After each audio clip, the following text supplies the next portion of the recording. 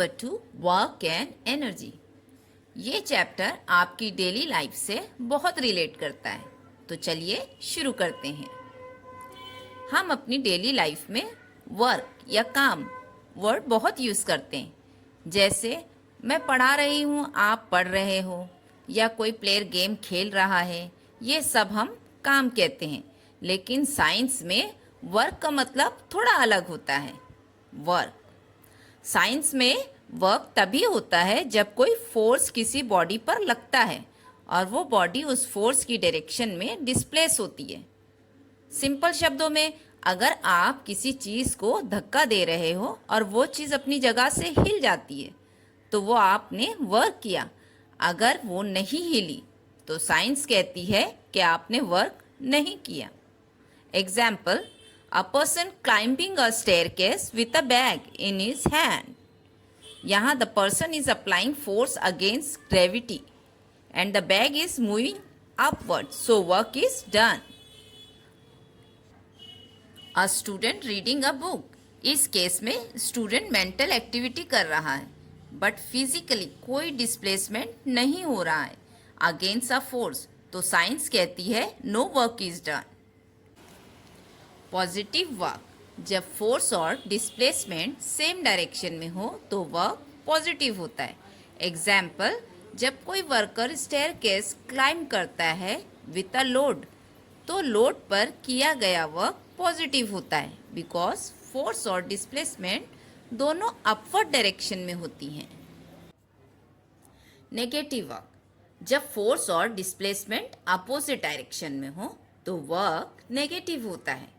Example, जब एक cyclist break supply करता है तो ब्रेकिंग फोर्स साइक्लिस्ट के मोशन के अपोजिट डायरेक्शन में लगता है, इसलिए वर्क डन नेगेटिव होता है।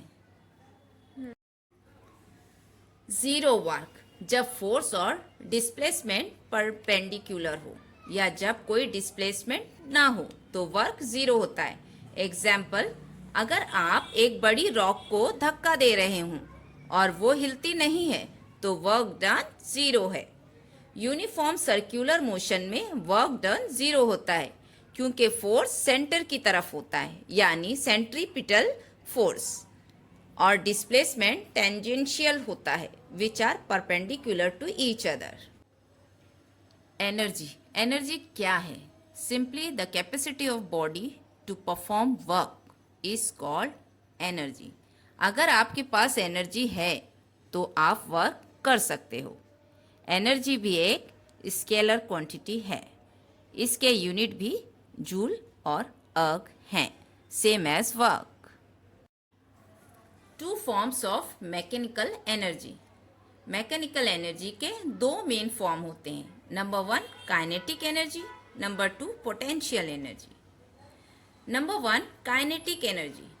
यह एनर्जी वो होती है जो किसी ऑब्जेक्ट के पास उसके मोशन के कारण होती है।